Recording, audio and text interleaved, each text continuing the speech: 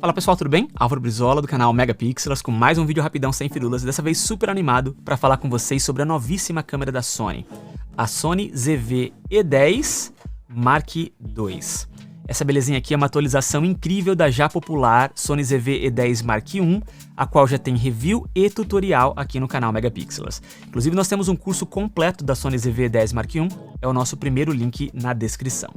Mas hoje a gente vai conferir sobre todas as novidades que essa câmera traz, fazer algumas comparações para que você possa tomar uma decisão informada e decidir se vale ou não vale a pena fazer um upgrade.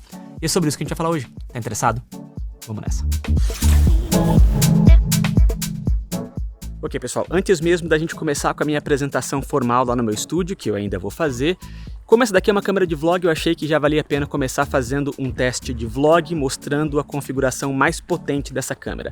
Nesse momento eu estou gravando a 4K, 24 quadros por segundo, em 10 bits, 422, All Eye, em S-Log3, estou gravando com ISO base, que é ISO 800, estou utilizando uma lente Super Premium, que é a Sigma Art 12-24 f4, mas eu deixei essa lente a f11 porque esse é o momento onde a lente fica mais nítida possível. Estou utilizando um microfone externo da Sony, muito bom, conectado na sapata da câmera, ela tem umas conexõezinhas digitais. Desativei a estabilização da câmera porque ela dá um crop, essa lente também não tem nenhuma estabilização, por isso que o vídeo deve estar ficando um pouquinho tremido. E é assim que ficaria a imagem, né? Desaturada, meio opaca, sem sal, se eu não tivesse feito nenhuma correção de cor, mas isso é de propósito porque você consegue maximizar o alcance dinâmico, que é a habilidade da câmera em enxergar os detalhes das partes mais claras e das partes mais escuras num ambiente de alto contraste, bem como esse aqui que eu estou gravando. Me diz aí o que vocês estão achando da qualidade da imagem nesse momento. Eu vou fazer mais alguns testes de vlog agora em um segundo. Ok pessoal, então mais um teste e agora eu mudei um monte de coisa. Primeiro eu não estou mais gravando com o microfone profissional conectado na sapata da câmera. Então vocês estão ouvindo o áudio gravado direto do microfone embutido na câmera que fica na parte de cima. Ela vem com um dead cat, que são aqueles pelinhos para quebrar um pouco o barulho do vento. Vocês me dizem aí se você acha que tá ou não tá fazendo um bom trabalho. Eu estou tendo que fechar ainda mais a minha lente, porque a minha lente não me permite colocar um filtro ND. Então nesse momento eu estou aqui a f16 com a minha lente. Outra coisa também é que eu não estou mais gravando em S-Log3, eu estou gravando em S-Cinetone, quer dizer que eu não fiz nenhuma correção de cor e a imagem está saindo com essas cores direto da câmera. Eu gosto bastante dessas cores, olha só que céu bonito, os tons de pele, na minha opinião, estão quentes o suficiente. Eu não tô achando ruim não, gente, essas imagens aqui para mim tá muito legal. Eu tô a ISO 125 nesse momento, então é um ISO bem mais baixo do que aquilo que eu preciso utilizar quando eu tô gravando em S-Log3. Outra coisa que eu fiz também foi desativar aquele Skin Softening Effect. Essa câmera vem configurada de fábrica para ela dar uma suavizada nos tons de pele. Eu percebi isso depois que eu estava gravando o último vídeo e eu achei que não estava ficando legal, estava ficando muito artificial, então eu desativei agora. Vocês estão vendo isso sem esse efeito aí. Então é o segundo teste de vlog para que vocês possam ter duas amostras aí de comparação. Agora sim, vamos lá para o nosso estúdio fazer a nossa apresentação formal. Ok pessoal, bem-vindos então a mais um vídeo aqui do canal Megapixels. Vamos diretaço ao assunto. A Sony ZV-E10 Mark II é projetada especificamente para fazer vídeos. Ela até tira fotos, mas não é para isso que ela foi desenhada. Ela nem tem um viewfinder aqui. Ainda assim, se você quiser tirar foto, ela tira. Você pode. Vão ser fotos de 26 megapixels, vão ser fotos muito boas, mas ela não foi desenhada para fotos. Ela possui um sensor APS-C cropado, Backside Illuminated, que é o mesmíssimo utilizado na Sony FX30 e na Sony A6700. E só com esse comentário eu já devo ter ganhado a sua atenção, visto que essa é uma câmera que custa muito menos do que qualquer uma dessas duas câmeras. E só para aquecer esse vídeo aqui ficar um pouco mais interessante, deixa eu te dizer que uma das características mais importantes para mim é que ela tem uma saída para fone de ouvido, o que é algo raro em câmeras nessa faixa de preço. A Sony ZV-1 também tinha, mas eu queria mencionar ainda assim. Também precisa saber que o sistema de autofoco dela é incrível. Ele é capaz de reconhecer o olho de pessoas e de animais. A Sony fala que ela não tem aquele chip dedicado de autofoco que está presente nas câmeras mais modernas, recém-lançadas. Eu particularmente não senti falta nenhuma. Nos meus testes o autofoco dela funcionou até melhor do que o autofoco da minha Sony A7S III ou da minha Sony FX3. Além disso, ela tem uma tela flip que é super brilhante, ela não tem limite de gravação, você pode utilizá-la como uma webcam via USB-C de uma forma bem fácil, sem precisar instalar nada no seu computador, ela tem gravação em proxy, ela tem um microfone embutido com 3 cápsulas de alta qualidade e já vem até mesmo com um dead cat que é bem efetivo para quebrar o barulho do vento quando você está utilizando o microfone embutido na câmera. Agora, vamos falar sobre as 7 principais vantagens da Sony ZV-E10 Mark II com relação à versão anterior, com relação à Mark I, e por que elas são importantes. Eu inclusive vou apresentar essas 7 coisas por ordem de importância com base na minha opinião. E a primeira delas é que a Sony ZV-E10 Mark II é capaz de agora de gravar vídeos 10 bits 422 All-I. Agora sim você pode gravar e editar em S-Log3 e desfrutar dos 15 stops de alcance dinâmico, tal como você consegue fazer na FX30. Isso significa que você vai ter mais detalhes nas áreas claras e nas áreas escuras, permitindo maior flexibilidade na pós-produção. Na versão antiga, a gravação era apenas em 8 bits 420, limitando a qualidade e as opções de edição. Isso é super importante porque, na minha opinião, o alcance dinâmico é a especificação mais importante para uma câmera de vídeo. Segunda vantagem, Rolling Shutter. Graças ao novo sensor e o novo processador, agora você não tem mais aquele efeito gelatinoso que você tinha na versão 1. Isso é crucial para cenas em movimento rápido, onde aquela distorção gelatinosa, podia arruinar sua filmagem. Esse era um dos principais problemas da versão anterior, tal como eu falei no meu vídeo de review dela. Terceira vantagem, ela tem uma melhor performance em baixa luz. Gente, essa câmera aqui tem um ISO duplo não anunciado.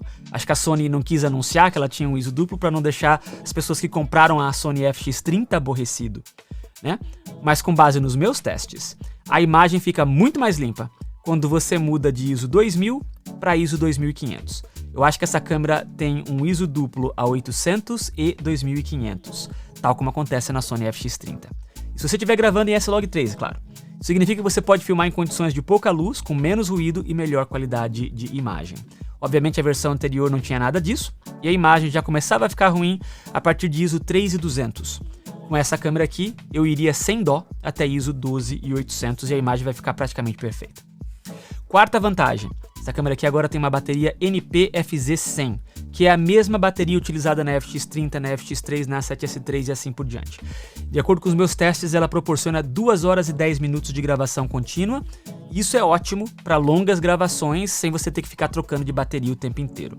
A versão anterior tinha uma versão diferente de bateria que era muito menor e que durava muito menos e que talvez era uma outra coisa que também me incomodava com relação à versão anterior. Quinta vantagem, ela tem uma tela touchscreen completa. Agora você pode navegar nos menus tocando na tela, da mesma forma que você consegue fazer em várias outras câmeras da Sony.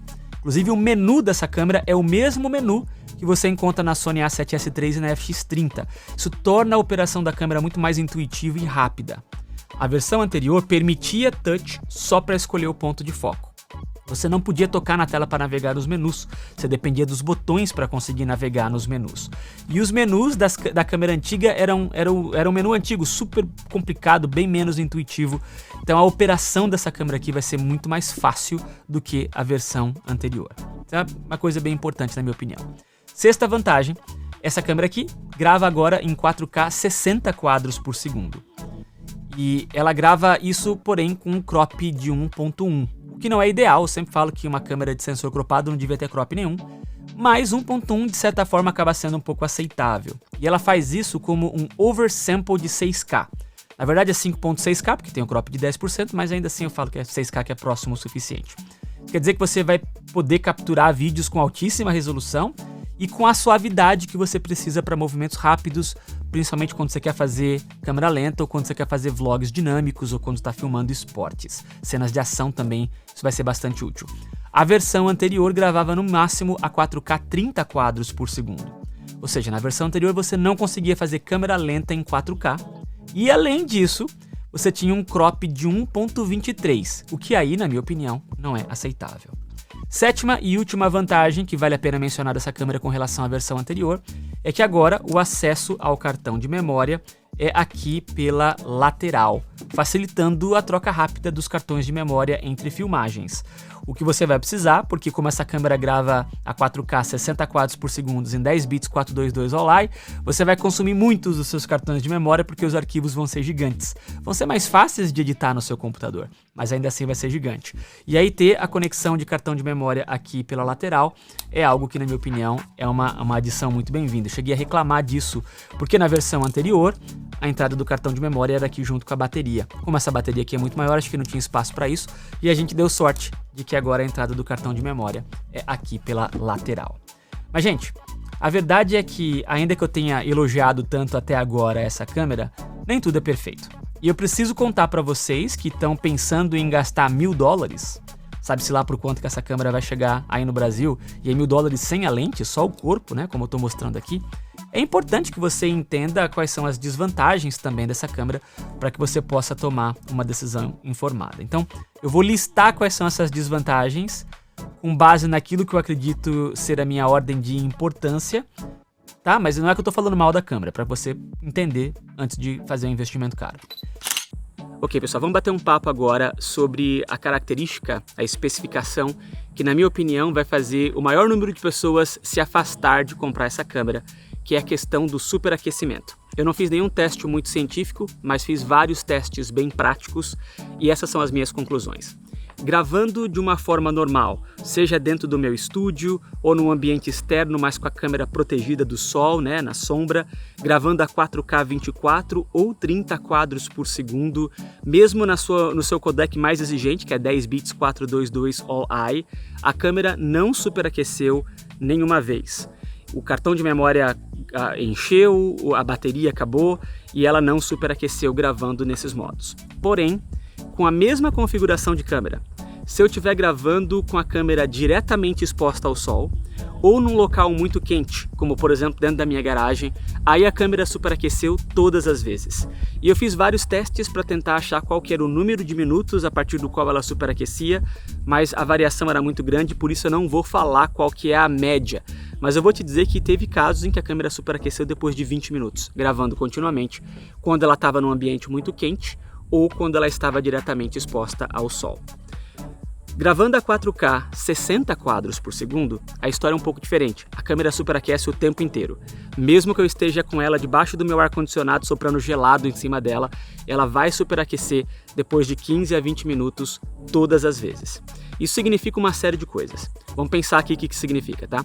Se você é uma pessoa que está querendo uma câmera para gravar um 4K maravilhoso, 10 bits 422 All-I, e vai fazer isso dentro do seu estúdio, ou então vai fazer isso do lado de fora, mas sem deixar a câmera apontada para o sol, ou então você vai gravar takes pequenos, vai gravar, sei lá, 5, 7 minutos, depois vai para um outro lugar e tal, essa câmera não vai te dar nenhuma dor de cabeça.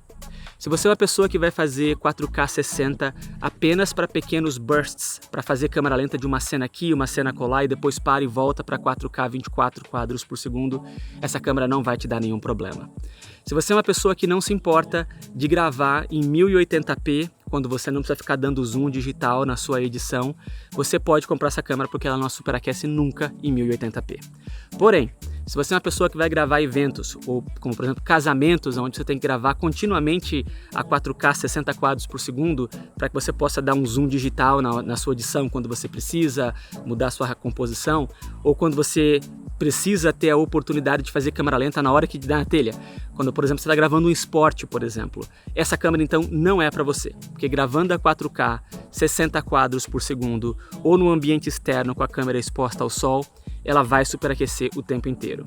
Então essa é uma câmera desenhada para vloggers, é uma câmera desenhada para pessoas que não vão ficar o tempo inteiro gravando continuamente com ela no ambiente adverso ou a 4K 60 quadros por segundo. Se você precisa disso, aí o que você precisa então é de uma Sony FX30, que inclusive vai te dar outras vantagens, como por exemplo cartão de memória duplo, vai te dar entrada de timecode, vai ser resistente à água, vai ser resistente ao pó, vai ter um corpo mais robusto e tal.